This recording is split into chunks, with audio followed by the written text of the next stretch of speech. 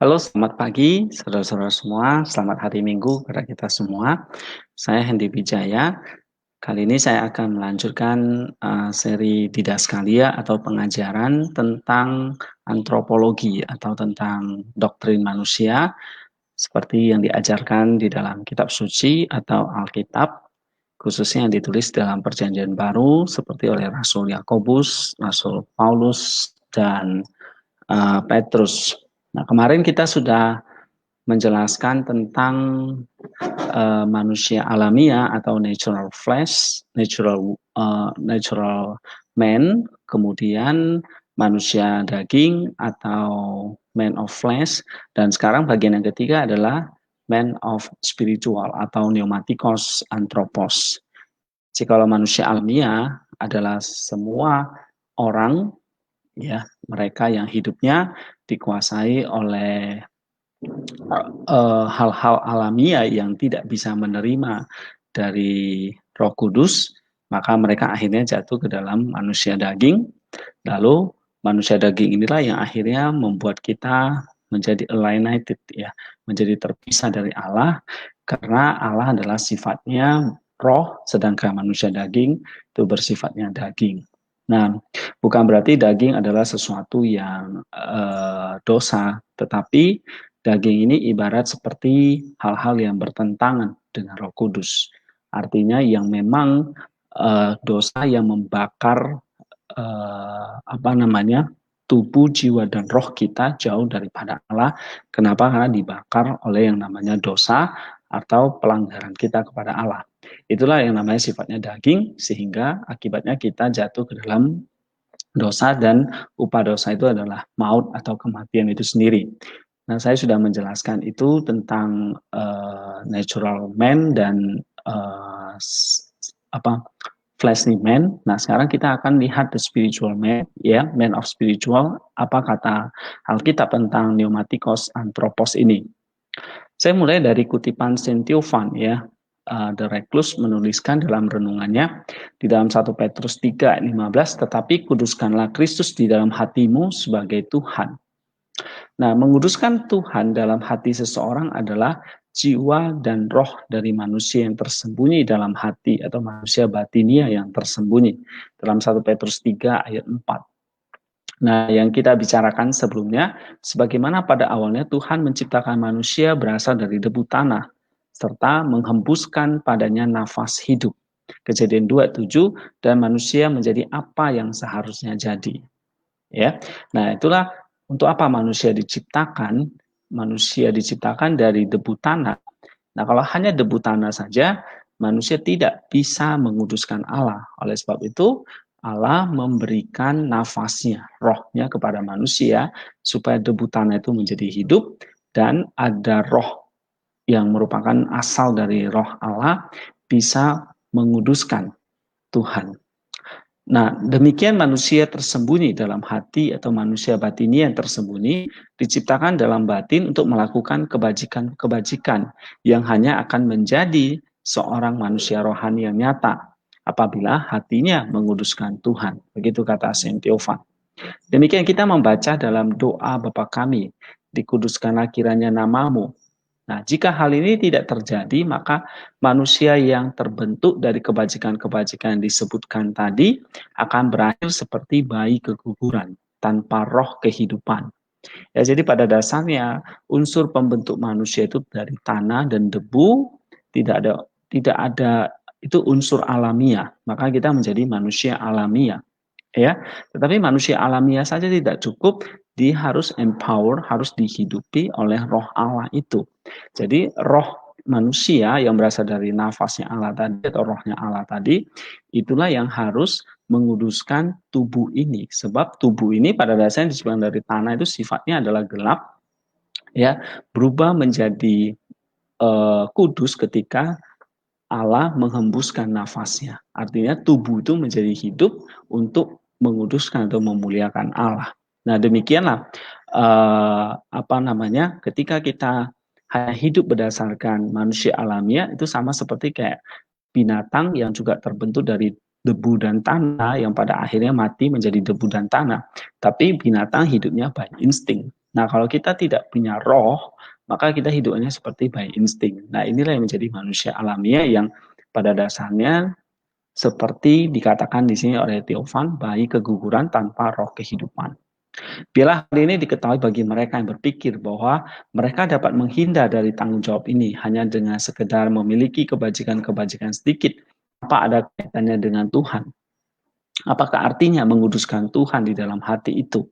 Nah, ini artinya menunjukkan penghormatan yang amat dalam di hadiratnya tanpa kenal henti, selalu memelihara dalam pikirannya. Ingatannya akan kemahahadirannya dengan penuh rasa semangat pada setiap saat dan setiap keadaan untuk memperkenalkan dia. Hal ini berarti menyerahkan semua kehidupanmu yang sementara ini maupun kehidupan kekalmu kepada pemeliharaan kebapaannya untuk menerima semua apapun yang terjadi dengan penuh rendah hati, dengan penuh penyerahan dan penuh rasa syukur sebagai sesuatu yang langsung berasal dari tangannya. Nah, begitu kata Saint Theophan. Jadi saudara-saudara semua, kalau kita hanya hidup ya berdasarkan apa yang digerakkan oleh tubuh kita saja atau keinginan tubuh ini, maka kita seperti tubuh tanpa roh. Ya, tubuh apa yang menjadi keinginan tubuh itu itulah bukan satu tujuan ending dari hidup kita. Tujuannya adalah kita memuliakan, menguduskan Allah, tetapi keinginan-keinginan tubuh itu hanyalah menjadi tools, alat untuk menyenangkan Allah, bukan menjadi tujuan, tetapi menjadi sarana bagaimana kita memuliakan Allah. Misalnya contoh tubuh yang Tuhan kasih kepada kita itu dipakai, digunakan, diserahkan untuk sebagai senjata-senjata kebenaran. Begitu kata Rasul Paulus di dalam Roma pasal yang ke-6. Nah, sekarang kita akan lihat tentang kasih dan kebajikan. Seorang ahli Taurat bertanya kepada Kristus, hukum manakah yang paling utama? Ya, dalam Markus 12 ayat 28. Nah, Kristus pun menjawab, kasihilah Tuhan Allahmu dengan segenap hatimu dan dengan segenap jiwamu dan dengan segenap akal budimu dan dengan segenap kekuatanmu. Dan hukum yang kedua adalah kasihilah sesamamu manusia seperti dirimu sendiri. Tidak ada hukum lain yang lebih utama daripada kedua hukum ini. Ya, kita baca dalam Markus 12 30 sampai 31. Nah, menguduskan Allah ialah rohnya dan kasih itulah jiwanya dan kebajikan-kebajikan lain itulah anggota-anggotanya yang macam-macam. Ada lengan, kaki, mata, telinga, dan lidahnya. Jadi kalau kita punya tubuh, jiwa, roh, roh itu menguduskan Allah, kasih itulah jiwanya, dan kebajikan-kebajikan yang kita lakukan itulah anggota-anggota tubuh kita. Sehingga tadi saya katakan seluruh aspek hidup kita, anggota tubuh kita melakukan kebajikan berdasarkan dari roh yang menguduskan Allah dalam wujud cinta kasih kita kepada sesama. Jadi kasih atau cinta itu tidak hanya sekedar di dalam roh untuk menguduskan Allah, tetapi termanifestasi dinyatakan lewat anggota tubuh kita. Itulah yang disebut dengan kebajikan. Jadi kasih tidak bisa hanya sekedar konsep atau ide di dalam jiwa kita, dalam pikiran kita misalnya, atau di dalam roh kita. Oh, saya mau mengasihi Allah, menguduskan Allah. Tetapi kita tidak pernah melakukan sesuatu yang real, yang nyata terhadap sesama kita. Maka itu adalah sesuatu yang tidak mungkin. Sama seperti kita tidak bisa mengatakan hanya ide tentang api, tentang panas, lalu tubuh kita akan terasa panas gitu. Tetapi kita harus dekat kepada api itu sendiri. Baru kita akan terasa hangat atau terasa panas. Nah, sama seperti kasih. Kita nggak bisa hanya mengatakan kasih-kasih, tetapi sementara kita tidak pernah melakukannya. Oleh sebab itu, di dalam Markus 12 tadi dikatakan, mengasihi Allah berarti menguduskan dia, lalu itu termanifestasi di dalam hukum yang kedua, yaitu mengasihi dirimu, mengasihi sesamamu seperti dirimu sendiri. Nah, itulah kebajikan-kebajikan yang kita mesti kerjakan. Nah, untuk mencapai itu hanya bisa dikerjakan oleh manusia yang memang punya roh dari Allah. Nah, semua manusia punya roh dari Allah. pertanyaannya adalah, masalahnya adalah roh yang dihembuskan dari Allah itu sudah dikuasai oleh yang kemarin kita bahas tadi, oleh manusia daging tadi atau sarkikos antropos. Nah, inilah yang perlu kita taklukkan, kita kalahkan ya, sehingga Saint Maximus mengatakan kalau kita mau mengasihi Allah, maka hal yang harus kita lakukan tidak lain adalah kita mesti melepaskan diri dari manusia kedagingan kita atau hal-hal duniawi yang kita cintai.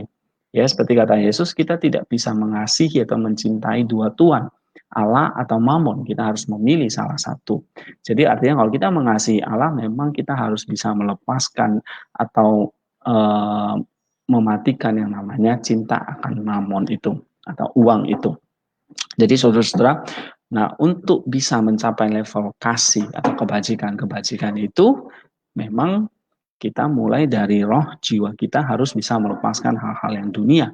Maka kebajikan-kebajikan yang lain, anggota-anggota tubuh kita akan mengikutinya.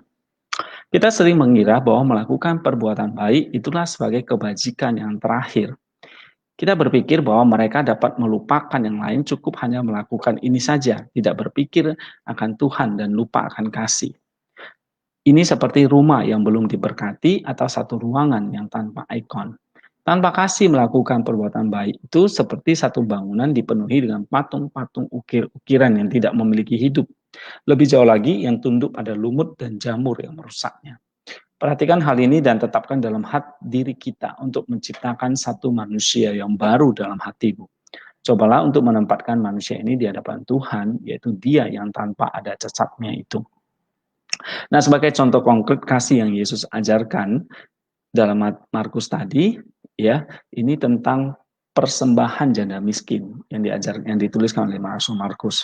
Seorang janda memasukkan ke dalam peti persembahan ya dalam Markus 12:42 2 duit, kira-kira itu beberapa ratus rupiah lah. Tetapi Kristus mengatakan bahwa wanita itu telah memasukkan lebih banyak daripada siapapun juga. Meskipun orang-orang lain mungkin telah memasukkan lebih dari ratusan ribu atau jutaan rupiah, bahkan miliaran. Apakah yang menjadi uang duitnya itu memberikan nilai dan bobot yang berlebih sedemikian itu? Hal ini disebabkan sikap batin di balik pemberian persembahan itu. Apakah kita melihat perbedaan antara melakukan perbuatan baik tanpa jiwa, hanya sekedar amal saja, satu kebiasaan saja, dan melakukan perbuatan baik dengan jiwa dan hati yang adalah kebajikan itu? Bukankah segi lahirian dari satu perbuatan yang memberikan nilai atas perbuatan baik tadi, tetapi sikap batinia yang menyertainya, dan inilah kebajikan itu. Lahiriannya sama, tetapi berbeda dengan batinianya. Terkadang kita melihat kebajikan yang amat menyolok, dilihat dari segi apapun, tetapi kita tak memiliki nilai apapun di hadapan Allah. Tapi kebajikan yang kelihatannya tidak seberapa dan tak begitu mengesankan secara penampakan lahiriah ternyata bernilai tinggi di hadirat Allah. Namun janganlah kita selalu berpikir untuk bertindak sembrono mengenai hal-hal yang bersifat lahiriah. Dan jika membatasi diri hanya pada hal-hal yang di dalam hati atau secara batinia saja, maka janda itu tidak akan menerima pujian dari Kristus. Seandainya dia telah mengatakan dalam dirinya, aku juga mempunyai keinginan untuk memasukkan uang ke dalam peti persembahan itu. Tetapi apa yang harus aku lakukan? Aku hanya mempunyai 2 duit saja. Jika aku persembahkan uang ini, aku sendiri tidak akan memiliki apapun. Nah, tentu ia memiliki keinginan dalam hatinya. Tapi ia juga melakukan tindakan sesuai dengan keinginan hatinya itu dan menyerahkan kehidupan dan kebutuhannya ke dalam tangan Allah. Tak seorang pun yang akan menghakimi dia jika ia tidak memasukkan apapun ke dalam peti persembahan, baik sesamanya ataupun Allah. Tapi itu akan menjadikannya sama dengan orang lain dan hal itu tidak akan membuat dirinya terkenal di seluruh dunia. Nah, saudara, manusia terdiri atas roh, jiwa, dan tubuh. Dalam membangun manusia batinia yang menjadi rohnya atau esensi terdalamnya adalah menguduskan Allah. Lalu jiwanya atau ekspresi horizontalnya adalah mengasihi sesama. Dan anggota-anggota tubuh yang tampak adalah macam-macam perbuatan baik atau kebajikan yang nyata. Ini yang diajarkan oleh Saint Theophan, ya, menguduskan Allah di dalam jiwa, dalam roh, itu ada esensinya. Lalu ekspresinya itu adalah mengasihi sesama dengan anggota-anggota tubuh kita yang nampak. Nah, ini sama seperti yang diajarkan oleh Saint Maximus ya, bahwa kasih tanpa perbuatan itu mati, seperti yang diajarkan oleh Rasul Yakobus juga. Ya, sama seperti kita punya ide tentang kasih, tentu itu bagus. Tetapi kita harus memanifestasikannya di dalam kebajikan yang dilakukan oleh anggota-anggota tubuh kita, seperti persembahan janda miskin tadi. Ini adalah satu contoh nyata bagaimana dia mengasihi Allah dan sesamanya. Nah, saudara-saudara semua, kita lihat janda miskin itu telah belajar menjadi manusia batinia yang mengaplikasikan kasih kepada Allah dengan segenap hati, jiwa, akal budi, dan kekuatan. Menurut Rasul Paulus, dia telah menjadi manusia pneumatikos. Manusia pneumatikos adalah manusia batinia yang hidupnya ada pada level anugerah, yakni senantiasa diberi energi ilahi, empowered by divine energy, dan mengalami proses pengudusan terus-menerus sampai mencapai keserupaan seperti Kristus. Janda miskin itu telah melampaui manusia sukikos. Manusia sukikos adalah mereka yang hidupnya ada pada level kemampuan manusia alami, natural human ability. Ini kebanyakan dialami oleh orang pada umumnya. Dan yang derajatnya lebih rendah lagi adalah mereka yang hidupnya ada pada level kedagingan, yakni dikuasai nafsu dan dosa. Empowered by the flesh, sin, and lust. Ya, nah, ini yang lebih rendah lagi. Mereka adalah manusia sarkikos yang masih takluk di bawah hukum dosa. Nah, sedangkan pneumatikos antropos adalah derajat yang paling tinggi dibandingkan dengan manusia alami atau manusia daging. Pneumatikos antropos adalah manusia rohani yang menerima dan memahami hal-hal yang berasal dari roh Allah. Menilai segala sesuatu memiliki pikiran Kristus. 1 Korintus 2, 14, 16, dewasa di dalam Kristus, 1 Korintus 3, 1, memimpin orang pada kebenaran dan saling menanggung beban dan memenuhi hukum Kristus. Galatia 6, ayat 1 dan 2.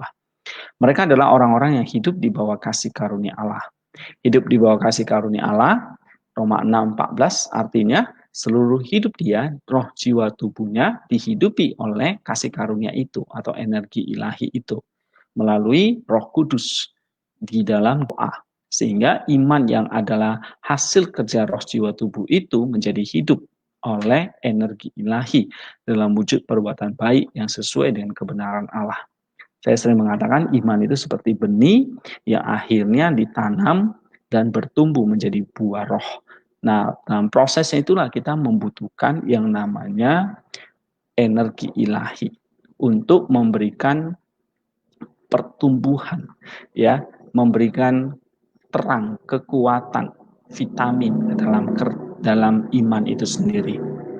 Nah, energi ilahi dalam wujud perbuatan baik yang sesuai dengan kebenaran Allah. Ini artinya kita tidak lagi hidup dikuasai oleh nafsu dan dosa, melainkan oleh kasih karunia Allah yang merupakan energi ilahi yang memberi hidup pada iman kita yang telah mati.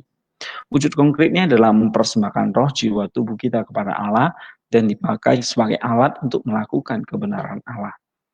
Kuncinya adalah doa dalam batin yang dituntun Roh Kudus dengan nama Yesus, sehingga setiap hari kita menunggal dengan Allah supaya energi ini atau kasih karunia ini terus mengalir di dalam diri kita.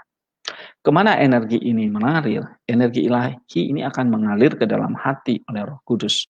Ya, kita bisa baca Roma 5 ayat 5. Hati menjadi tempat yang sentral bagi anugerah Allah. Hati adalah misteri, menjadi misteri karena di sanalah kita berjumpa dengan sang sumber energi itu. Dalam Mazmur 64 ayat 7 dikatakan, alangkah dalamnya batin dan hati orang. Dalam Lukas 17:21b, sebab sesungguhnya kerajaan Allah ada di antara kamu, ya, atau di dalam kamu. Bahasa Yunani-nya pakai entos, jadi lebih tepat diterjemahkan, kerajaan Allah ada di dalam kamu. Ini berarti di dalam hati dan batin manusia itu ada satu kedalaman, yaitu satu ruang yang amat dalam di mana kerajaan Allah itu berada. Para empu atau pujangga kehidupan batinnya, para bapak filokalia di sini mengatakan bahwa Allah harus ditemukan dalam ruang kedalaman atau ruang batinia di dalam hati. Meskipun kita tidak sadar akan hal ini, Roh Kudus tinggal di dalam kita sejak kita dibaptiskan, ya, Kisah 2 ayat 38. Jadi tujuan keseluruhan kehidupan spiritual, rohani karena adanya Roh Kudus tinggal di dalam diri kita, kehidupan rohani ini karena ada roh tadi, ini adalah menemukan kembali kasih karunia Roh Kudus yang hadir di dalam hati kita melalui energi ilahi. Hal ini hanya dapat dikerjakan melalui doa batinia kita, ya ketika nus kita di dalam roh itu turun ke dalam hati untuk menemukan kerajaan Allah di sana. Nah, apa tandanya kita telah memperoleh energi ilahi itu? Tandanya adalah adanya api batin atau kehangatan batin, kehangatan hati yang timbul dari energi itu. Jadi saya katakan kalau kita misalnya mau mengasihi, kita nggak bisa hanya sekedar memikirkan atau konsep tentang kasih, tetapi kita melakukan kasih itu. Nah, ketika kita melakukan kasih itulah ibaratnya itu energi itu terbakar karena kita bekerja, kita aktif, ya tidak hanya memikirkan tetapi juga action, melakukan secara real, secara konkret, secara nyata.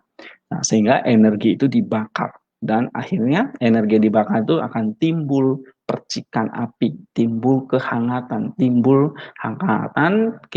terang yang atau terus bernyala dan hangat. Nah, jadi ketika kita melakukan kebajikan, katakanlah itu kasih, sabar, ya, ada orang yang menjengkelkan, kita bisa bersikap sabar, kita tahan, kita tekun, kita punya long suffering, kita punya ketekunan, kita punya pengendalian diri dari hawa nafsu. Nah, itu adalah energi Allah yang kita peroleh, lalu kita bakar itu menjadi sesuatu kekuatan bagi kita. Sama seperti kita makan nasi dan sebagainya. Ya, kalau kita tidak aktif bekerja, maka nasi itu makanan yang kita makan itu hanya jadi energi yang hanya jadi lemak, bukan jadi energi yang bekerja di dalam diri kita. Akibatnya kita akan kegendutan, akan penuh banyak lemak di dalam tubuh kita. Nah, sama seperti manusia pneumatikos ini, manusia rohani ini, kita butuh energi ilahi melalui doa yang dicurahkan oleh Roh Kudus. Tetapi energi itulah perlu kita olah, ya, anugerah itu kita olah menjadi energi yang terus menyala, hangat, menguatkan kita. Jadi misalnya itulah sebabnya kenapa ya energi itu sifatnya selalu membakar, ya, kita makan energi itu dibakar menjadi tenaga, menjadi kekuatan, ya, kalori itu dibakar menjadi energi. Nah, kalori yang kita terima dari Allah itu juga dibakar menjadi energi, menjadi terang, menjadi hangat. Sehingga pada akhirnya kata Saint Maximus, ketika kita bisa melakukan kasih itu semakin membakar kita, memurnikan kita. Seperti kayak emas yang terus dibakar dan itu memurnikan kita.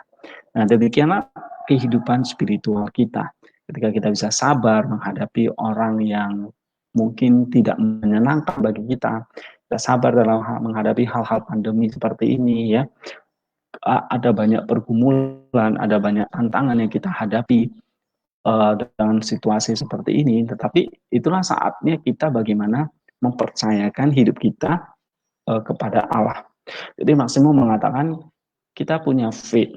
Faith itulah yang akan diolah untuk menghasilkan yang namanya satu kehidupan yang menguduskan Allah. Takut akan Allah, takut akan punishment-nya, takut akan kita sungguh-sungguh bahwa Allah itu memelihara kita dan akan melindungi kita. Nah, dari situlah akan timbul yang namanya satu pengendalian diri kita akan berbagai godaan, tantangan yang kita hadapi eksternal maupun internal dalam diri kita, ya. Nah, itu akan menimbulkan self control. Self control itulah energi itu mulai dibakar, ya, mulai memuduskan dan memurnikan kita. Nah, ketika kita punya pengendalian diri, self mastery, self control itu tentu itu tidak mudah. Akan menimbulkan yang namanya long suffering, akan menimbulkan yang namanya mungkin penderitaan, ya, akan menimbulkan namanya tekanan batin dan sebagainya. Tapi dari situ energi itu akan terus membakar kita. Akhirnya kita akan terus dimurnikan untuk menghasilkan yang namanya pengharapan. Kita punya pengharapan kepada Allah, janji Allah, kasih Allah, pemeliharaan Allah, providensi Allah. Itulah pengharapan kita kepada Allah. Nah, ketika kita terus berharap kepada Allah dan energi itu akan terus dibakar dan inilah nanti akan menimbulkan kasih kita kepada Allah. Nah, jadi saudara, ada pembakaran rohani yang terjadi sehingga hati ini harus terus menyala dan hangat. Jadi bukan hanya tubuh saja yang terus membakar kalori, tetapi roh kita harus terus hangat, terus dibakar. Dengan cara apa? Dengan cara kita tidak pasif, tapi kita aktif melakukan segala kebajikan. Misalnya dalam kehidupan sehari-hari, kita harus sabar menghadapi anak kita yang rewel, misalnya anak kita yang sulit, tidak mau belajar misalnya, atau tidak mau mendengar nasihat. Nah, bagaimana kita sekarang membakar roh kita itu dengan yang namanya kesabaran tadi, ya, dengan yang namanya kita mungkin putus asa di tengah situasi ini. Nah, bagaimana kita memiliki iman yang terus dibakar, percaya kepada pengharapan Allah, percaya kepada janji-janji Allah. Itu semua adalah proses pembakaran, tidak mudah. Ya, bagaimana kita belajar untuk mengampuni, bagaimana kita belajar untuk jujur di tengah situasi seperti ini, bagaimana kita belajar untuk hidup secara sederhana, menghemat dan sebagainya. Nah, itu semuanya adalah satu hal yang tidak mudah, tetapi itulah terjadi proses purification, proses pemurnian. Artinya apa proses pemurnian itu? Energi ilahi itu terus dibakar, memurnikan kita seperti kita dibakar emas yang dibakar itu.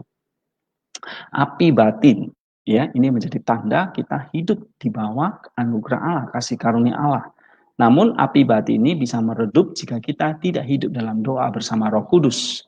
Ya, Saint Theophan menulis belajar untuk mengerjakan segala sesuatu sedemikian rupa sehingga itu menghangatkan hati bukan mendinginkannya.